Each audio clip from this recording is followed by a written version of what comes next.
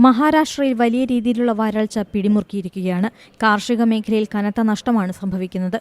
മഹാരാഷ്ട്രയിലെ ധാരാശിവ് മേഖലയിലാണ് വരൾച്ച പിടിമുറുക്കിയത്. ഒസ്മാനാബാദ് എന്ന പേരിലാണ് ഈ പ്രദേശം അറിയപ്പെടുന്നത്.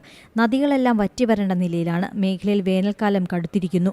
വെള്ളം ലഭിക്കാതെ ജനങ്ങൾ കിലോമീറ്ററുകൾ നടന്നുപോകുന്ന ദൃശ്യങ്ങൾ പുറത്തുവന്നു. മേഖലയിൽ വേനൽക്കാലം കടുത്തതാകുന്നുണ്ട്. ജലലഭ്യതക്കുറവ് മൂലം ഈ മേഖലയിൽ വ്യവസായവൽക്കരണവും കുറഞ്ഞുവന്നു.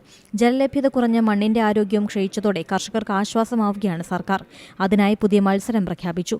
വരൾച്ചയെ നേടാനുള്ള പുതിയ പദ്ധതികൾ സ്വാഗതം ചെയ്യുകയാണ് സർക്കാർ. ഇതിനായി ജനങ്ങളിൽ നിന്നും പുതിയ ആശയങ്ങൾ തേടുന്നു. വരൾച്ചയെ പ്രതിരോധിക്കാനുള്ള വഴികൾ പറയുന്നവർക്ക് സർക്കാർ പാരിതോഷികവും പ്രഖ്യാപിച്ചിട്ടുണ്ട്. മേഖലയിലെ ജനങ്ങൾ കൃഷിയും കുഴൽക്കിണറുകളെയുമാണ് ആശ്രയിക്കുന്നത്. ഒസ്മാനാബാദിൽ കനാൽ സംവിധാനങ്ങൾ ലഭ്യമല്ല എന്നതാണ് വെല്ലുവിളികളിലൊന്ന്. ഇതിന് പിന്നാലെയാണ് രാജ്യത്തിന്റെ വിവിധ മേഖലയിലുള്ളവർ വരൾച്ചയെ നേടാനുള്ള പുതുപദ്ധതിയുടെ ആശയം തേടുന്നത്.